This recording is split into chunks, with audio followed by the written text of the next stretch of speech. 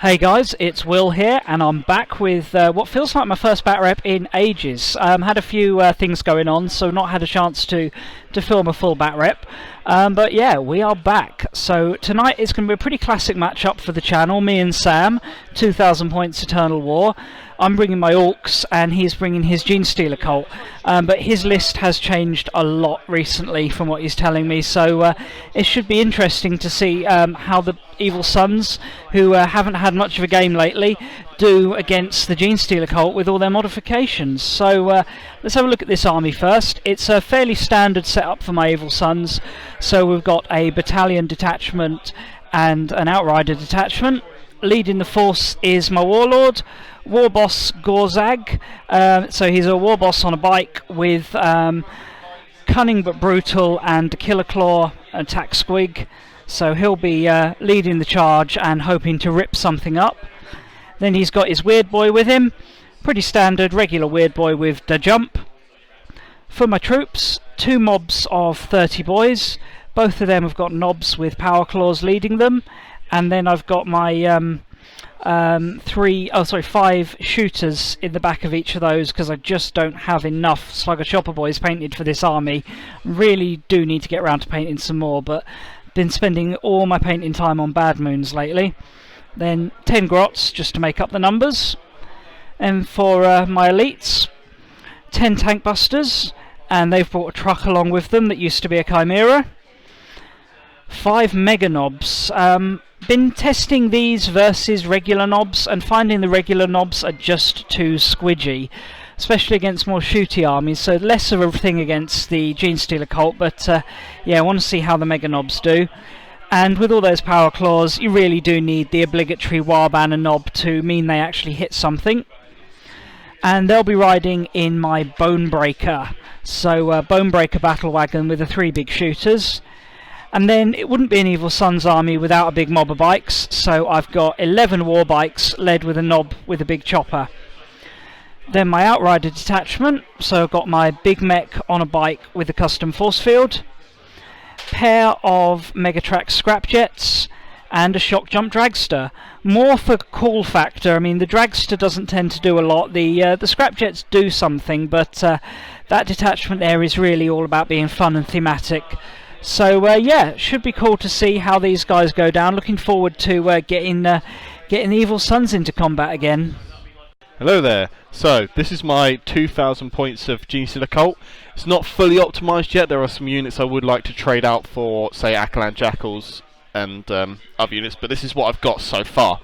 So starting with HQs, we've got 3 battalions in this list. So we've got Magus, Alkenward, Abominant and Primus. 2 Patriarchs. This one's going to be the Warlord with my converted familiar, because I never ever made one up, so I just stuck a Genestealer's face on a Skaven and it did the job. I've then got Sanctus with a dagger. I know the sniper's probably the better option, so I just probably need to get another one and replace that. And Kelemorph. Now Kelemorphs are insane and I do want more. Troops wise, we have 3 units of 15 Acolytes. So we've got 15 Acolytes there. These are all just Blogbone standard, just 15 of them. We've got 2 units of 9 Aberrants, just because that's how many models and I can fit in. So this unit has 1 improvised weapon on the Hypermorph and 8 picks, and then this one's got 8 hammers and the improvised weapon. We then got 10 Metamorphs with Talons, and this is the unit I basically filling the list with. We'll replace them with Jackals eventually. Behind them we've got 2 Neophyte squads, one with 2 grenade launchers, one with 2 mining lasers. We've then got 3 units of Brood Brothers with a grenade launcher and a Vox. It's probably not the best build, but that's the models I've got. 8 Acolytes with hand flamers, just because I ran out of Acolytes. And then 3 autocannons, just to round off the list. And that's 3 battalions worth of command points. Psychic powers wise, they're all... So Mesh will have Mind Control and Mass Hypnosis. This Primus will have Might from Beyond and Psychic Stimulus. And this one will have Might from Beyond, Mass Hypnosis, and Mental Onslaught, because he's got the Crouchling with him, so he gets a 3rd spell. That's obviously my relic, is the Crouchling. Warlord traits wise, I get Biomorph Adaptation on the Patriarch, which gives him +1 strength and attack. Makes him an absolute monster. And then I spend 1 command point to give my Magus a Warlord trait, which is the one from the Cult of Four-Armed Emperor, because this is all Four-Armed Emperor. So that gives him a re-roll once per game to hit, to wound, and to save, and it gives me D3 command points at the start of the game. And then the Primus is just going to have +3 inches to all of his auras. Cult of the Four-Armed Emperor. So on turn 1, all my units get +1 to their advances and charges. From turn 2 onwards, anything that arrives from reserve via Cult Ambush or anything similar gets +1 to their advance and charge. And that's the list. So yeah, I'm going to be up against a lot of infantry here, so my tank busters are yeah, not really going to have much to do, and nor is my dragster to an extent, but yeah, we're outnumbered, and that's not something Orkz should be, but yeah, it'd be interesting to see how we get on. A very combat focused army here, like I might actually have the better shooting units, but yeah, let's get down to seeing what the mission is for this 2,000 points Eternal War game. Alrighty, so for tonight's game we've rolled up Vital Intelligence. So there are 5 objective markers, 1 in the middle of each quarter and 1 in the centre, and at the start of each turn we're rolling to see which one of them is worth bonus points. All of them are otherwise worth 1 point per turn. And we've got the table quarters deployment, so as you can see, Genestealer Cult being Genestealer Cult have deployed in hiding. Sam's paid a few CP to get extra extra markers, and I think he's placed a couple of units in reserves as well, looking at his army. So yeah, don't really know where anything is, got a rough idea, but the key thing is it's all quite close and only a few of these are decoys. I deployed first, and so not knowing what I was up against anyway, just gone for the most orky tactic of be as far forward as possible with the hard-hitting stuff, and have the fast stuff a little bit further back so it can then move and it all hits the enemy line at the same time. That's the plan anyway. Whether it'll work out like that remains to be seen. So I got my 2 big mobs of boys in the front with my my big mech there to give them some shielding against shooting. Battle wagon down here, the Bonebreaker, and in there we've got 2 units of we've got the Mega Knobs and also the Banner Bearer. I've also put the Weird Boy in there, try and give them some protection from the first turn. Warboss is here, tucked, sort of a little bit protected, but still fairly far forward. Bikes to the back, because unlike in the past where I've been very tempted to just run them into combat, I'm really intending to use them more as a mobile shooting unit this time around, especially as their shooting attacks could really cut through Genestealers. Grots at the back, ready to hop on the objective. Tank busters in here, not expecting to do a lot with them today, but you know, we'll shoot the big stuff or hang back a bit.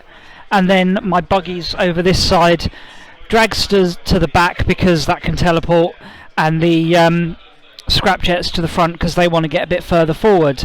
So at the moment I'm going first, and I am fully intending to take that first turn because yeah, there's some potential turn 1 charges on here depending on the state of the decoys, but either way we just want to get into a fight as quickly as possible because we is that Evil Sunz. Sam, would you like to seize the initiative? No, he does not want to seize the initiative, so here we go with Orc turn 1. So, not really knowing what we were up against, the Orcs just surged forward. The Genestealers looked like they were very close, so we thought, yeah, we'll you know, make some nice long moves. Even if those front markers are decoys, we'll be in range to actually hit the regular guys. But it didn't exactly go to plan. Unfortunately, you apparently can't move within 9 inches of the decoy markers, which Sam had told me before, I'd just forgotten. So, yeah, I couldn't get close to the decoy markers. And so even though I got some pretty good run rolls and some pretty fast boys here, I had to stay 9 inches out from his front line, but then those front blips all turned out to be decoys, and it was the units further back that were just outside of 12 inches, which meant even though I could have probably still made the charge with the wagon because of Orkz ramming speed, and may even have had a chance with the boys thanks to Evil Sunz. Couldn't declare the charges, so 0 charges on this turn. So instead just went for open up with as much Dakar as possible. And these aberrants are nasty. 2 wounds apiece, 5+ armour, 5+ feel no pain, reducing damage by 1, and then he played monstrous vigour on these guys, which meant that squad, who were the ones targeted by my scrap jets and my tank busters, the units most likely to kill aberrants, had a 4+ feel no pain, and they were in range of this guy that allowed them to reroll 1s on the feel no pain. So the total damage for the turn was 1 dead and 1 wound there, and just 1 wound there. It was a truly awful turn. I, in hindsight, should have disembarked my weird boy. I didn't think I'd need to this turn because I thought I can get closer than 9 inches by walking and running, let alone teleporting. But I would have at least been able to get within 9 inches if I'd got him out and teleported them up after he'd revealed his deployment. But hey ho, you live and learn. So now I'm about to eat a whole turn of shooting from the Genestealer cult and probably get charged by these aberrants as well. But let's see how the Orkz can do on Genestealer turn 1. So after a dismal first turn for the Orkz, the Genestealers looked to be in position to have a devastating counterattack. And it started pretty well in the movement and psychic phase. He brought his aberrants, both big units of aberrants came forward to threaten forces in my army, moved the rest of his force forward except the autocannons and some of the guys at the back camping objectives. Also kept the mining lasers in that unit still to target the battle wagon, and these guys moved up. In the psychic phase he put psychic stimulus on them, allowing them to run charge. Also did Might from Beyond on this unit to buff their damage output, which is already considerable, priming them to tear through this boys mob. And he also did Mental Onslaught on this one, the battle wagon, but despite him having a significant leadership advantage, didn't get great luck and only did a single mortal wound to it. Shooting phase went a little bit better. The mining lasers put another 4 wounds onto it, and the autocannons were able to put 6 wounds onto the lead scrapjet. Most of his other shooting was out of range or ineffective, and then came the assault phase. The aberrants got in, as did this unit of metamorphs, into the scrapjet, the dragster, and as you can see there is no more dragster, so that's first blood to the Genestealers. Unfortunately, the aberrants rolled a double 1 for their charge. Now, they've got +1 to their charge, so he just used a CP to reroll one of those, and he got another 1 and proceeded to throw the dice across the room. When I chucked it back to him, it still landed on a 1, so that dice is evidently cursed, and that has saved my bacon, because yeah, that's going to be game-changing, them not getting in at the right time there. But we shall just have to see how that plays out, because I've still got to deal with them, and he's still got several key units in reserves ready to counterattack, even if I break through the front of his army this turn. I'm also slightly confused why he didn't go for the Bonebreaker with the aberrants, because that's bonus attacks are only on the charge, and with the hammers they could have done a lot of damage to that, but I don't mind. I will that frees the Bonebreaker up to do what it needs to do, and the Mega Knobs to get where they want to go. I don't believe we score points at the end of that turn. Oh no, we do, sorry, we do. So this one is the one that's worth double. Is that just 2 points that one's worth? So I got 2 for that one, 1 for that one, 1 for the middle one. He scored this one and that one plus first strike, so it's 4-3 to the Orkz as we go into the Evil Sunz second turn. So the Evil Sunz really pushed the advantage this turn, throwing boys and vehicles forward to try and break the Genestealer lines and really deal with those damn aberrants. Just realised we forgot to actually roll for which objective took primacy this turn. Last turn it was that one, but what's it going to be this time around? It's number 1, which is the centre objective, so that's actually quite handy because I'd stuck my mech on there anyway. But yeah, so I moved up my mech just to the centre to grab that one. Kept these guys around here. I'm expecting him to try and bring some reserves on to deal with these, which is why I've left the truck here. Moved the Mega Knobs out of the wagon and then used the wagon to support them in dealing with the aberrants. This mob of boys were originally moved to there, but they were basically getting in the way, so rather than running them up the centre, in the psychic phase I got my weird boy, who's still hanging out down here with the bikes, to teleport them to over here. Shooting phase... Oh, and my war boss had gone up, leading those boys forward. Shooting phase achieved a little bit more than before, killed a few Genestealers here and there, a couple of the aberrants from both squads, and a fair few of the neophytes up there. But he's got his one of his broodlords hanging around there to stop them running away. I don't mean broodlords, I mean patriarchs, same thing. So yeah, they're not going to run away, but then the charge came. And yeah, battle wagon and mega knobs into the aberrants down here, boys into the metamorphs that were down there, war boss and boys into the aberrants, the primus and the abominant. And yeah, on the whole it went down pretty well. The wagon went first and killed a few of the the aberrants, but they were proving really hard to kill.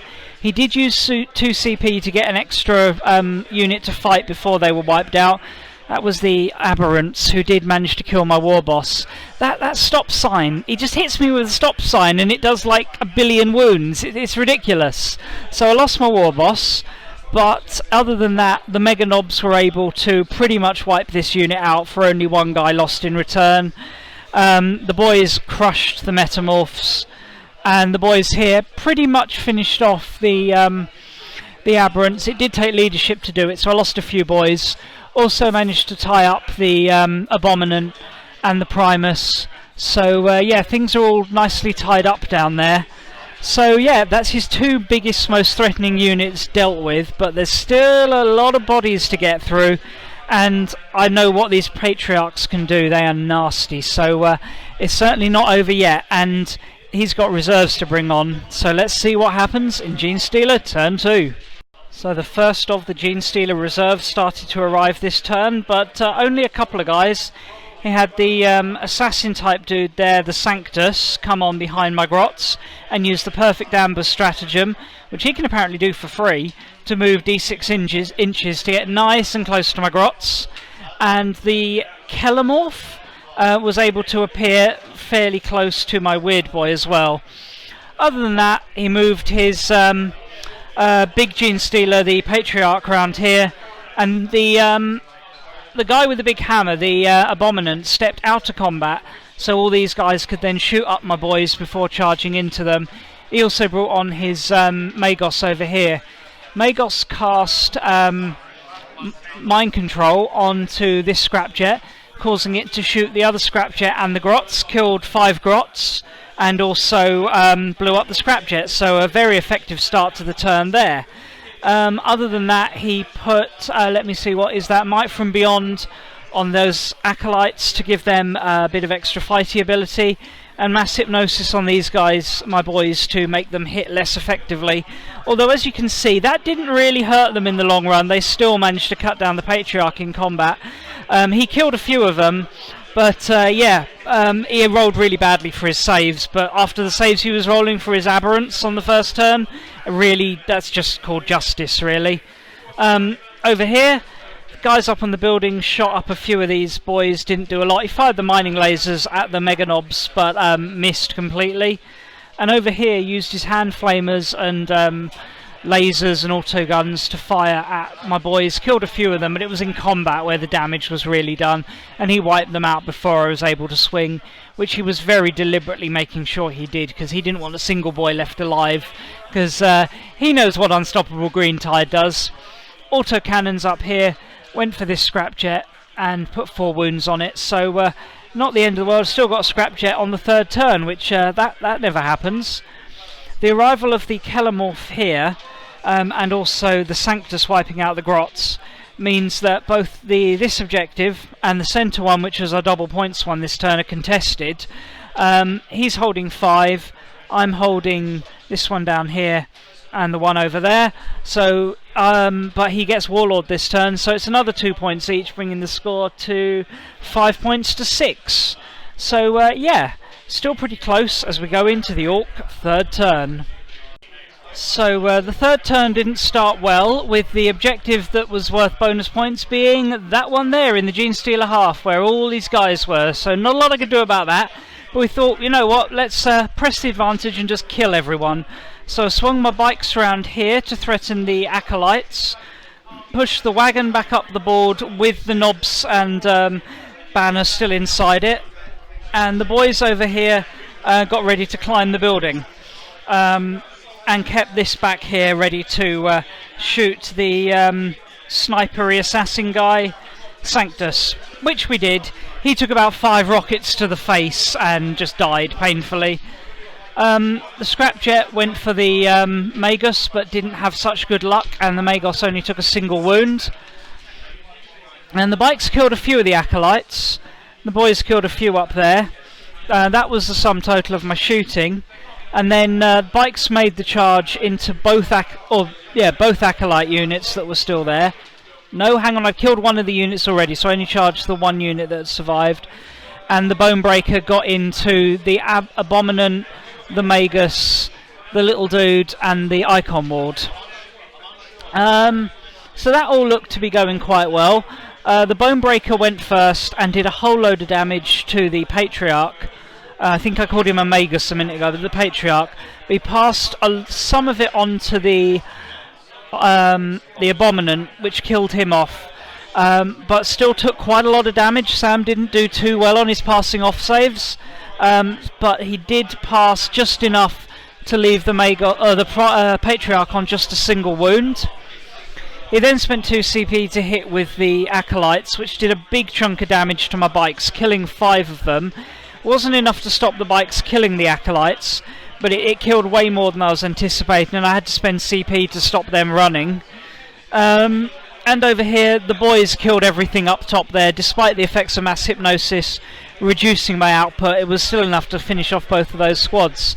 So yeah, not a bad turn, but he's still got loads of guys in reserves who have to come on this turn. So yeah, we may find ourselves somewhat outflanked here. Genestealer Colt turn 3, and the trap is sprung. So he brings on big unit of 15 acolytes down here, big unit of 15 acolytes up there, and just starts to use his numbers to overwhelm. He also brings down some neophytes here, mainly to camp that objective. He fired off some incidental shooting into the boys to reduce them to exactly 15, which means they're below the point where they're really all that effective, but not quite at the point where I can use Unstoppable Green Tide. Sam knows what he's doing, does this guy. He's played Orkz too many times. Other than that, shooting was largely ineffective. The autocannons, I think, went for the... oh yeah, that was the one thing that did work out. The autocannons killed off the scrapjet after a abysmal psychic phase, actually. The Magus failed to cast Mind Control, and the Primus failed to control Mass Hypnosis. So, yeah... not great psychic powers, not great shooting, but then it was the combat where he hit home hard. So down here, he got into combat with the truck, put 7 wounds on it. Not enough to wreck it, but the main thing was he got onto the objective, so I'm not scoring it. In fact, he's scoring it. And over here, the acolytes cut through my bikes, took a couple of casualties on the way in, but yeah, my bikes are in a bad state now, and they also did a wound to the wagon, meaning that's at its lowest level for effectiveness now. So yeah, things are not looking good for the Orkz right now. The Genestealer Colt scored 5 points that turn, giving him a 4-point lead as we go into the 4th turn. Alright, Orc turn 4, and this objective was going to be the one worth double points, so I moved the boys down off the building to get that, trusting in my newly disembarked Mega Knobs to try and deal with what was over there. Also got my tank busters out of this truck and sent them back to get these acolytes. But as you can see, that went horribly wrong. My tank busters just didn't do enough damage and were cut down in retaliation. The boys had a much better time of it, cut through these guys, and they are now down to 14 models, which means unless Sam focus fires on them this turn, I'll be able to respawn them and bring them back, because I still have the CP left to do that. Unfortunately, the Bonebreaker didn't fare too well in combat, got finished off by the Genestealer acolytes, so that's pretty disappointing. Meganobs made it into combat with these Brood Brothers, but didn't kill that many of them. I tried to sneak my banner round to get some hits on the Patriarch, and he did manage to do a wound, but he just passed it off and then turned round and just slapped down the my banner bearer. It was yeah, not good. So yeah, not the turn we'd hoped for. I think the Genestealers have got this now. They're ahead on points, ahead on models, and I think he's about to finish me. But let's see as we go into Genestealer turn 4. End of the 4th turn, and he's got me. These guys camping this objective here. Magus is camping there. The Kellamorph finished off the big mech to score that objective there. So that's 3 that I've just got nothing in range to get. Over here, he didn't have much luck finishing off the Meganobs. He pulled out of combat and shot them up a bit, killed one of them. But the big impact this turn was with the death of the Battle Wagon, or the Bonebreaker, he could now bring that big Acolyte mob down to here. They didn't roll overly well, so there are still 3 boys left. Now, I could spend 5 CP to save their morale check and then respawn them into the back there. But that's going to get me 1 objective, which is going to be worth at most 2 points a turn, while he's going to be camping 4 points a turn. The current score is 16-6. There is no way I can pull this back now. The Orkz did well, they did the damage, but the Genestealers have just outplayed me, out-tricked me, so well done, Sam. Really fun game there. Up until the end there, it was looking quite close, like it could go either way. But yeah, Genestealers just got their cunning tricks and pulled it off, so well done, mate. I'll catch you guys in a minute for the post-game. Okay then, so in the end there, pretty solid victory for Sam and the Genestealer cult. Nice one, mate. You beat me. Pretty much had a counter for everything I was able to throw at him. And this is a risk when you play an army like Evil Sunz that has some very clearly defined strengths against an opponent who's very familiar with what they can do. You know, they can come up with these counters. So there's the risk with Evil Sunz of getting turn 1 charged by quite a lot of boys and the bikes and a whole lot of other stuff, and he was able to cut down that risk by basically deploying very cleverly with those decoy markers and the whole way that you can't move within 9 inches of those markers on turn 1 with Cult Ambush. So that was nice, and then had a lot of low strength, high volume shooting, like a lot of DACA basically. That would be great against infantry, and he kept a lot of his lighter infantry further back, hidden in cover, etc., leaving me with my most obvious targets being the Aberrants, and and obviously reserved a lot of stuff as well. And the Aberrants were really tough and resilient, so they tanked it, and just down to things like knowing exactly how many Orkz to kill to not reduce the squad to below 50%, so they were damaged enough that they weren't doing as much damage and output, but stopping them from doing the unstoppable green tide, and then next turn wiping them out. Just tricks like that, you know, stopped me from getting the most out of my army. So yeah, just really well played. For one, and another thing with the whole list design he had with no vehicles, it meant that all my like high power, low shot number weapons, things like rocket launchers, were just pointless. You know, what you're going to do? What's a rocket going to do to a unit of Genestealer acolytes? It's going to kill one of them. Oh well, there's another 20. Here you go. So yeah, nice one there. And this mission also shows that although I was trying to play the mission in the early game, you still have to have the board control and just the killiness, you know, at the end there. It wasn't that he was necessarily positioned better on turn 2 and 3 to grab those objectives. If anything, the Orkz had more sort of area controlled, but by turn 4 I just didn't have enough models left, and he was very much outnumbering me, so I couldn't grab all the objectives because, well, there weren't enough of me left, and he was all over the place. Even if I had respawned that last big mob of boys back up to a full 30, that was only going to grab me 1 objective a turn. So yeah, nice one. I certainly made a couple of mistakes. I think I should have disembarked my weird boy on turn 1. I thought, well, I'm going to be within charge range anyway, don't need to jump this turn, but actually that would have been great because that would have been a counter to his counter. So, you know, you live and learn. But, you know, ultimately, a good solid win, and well deserved. Nice one, mate. Thanks a lot for watching, and I'll see you guys again soon. Bye.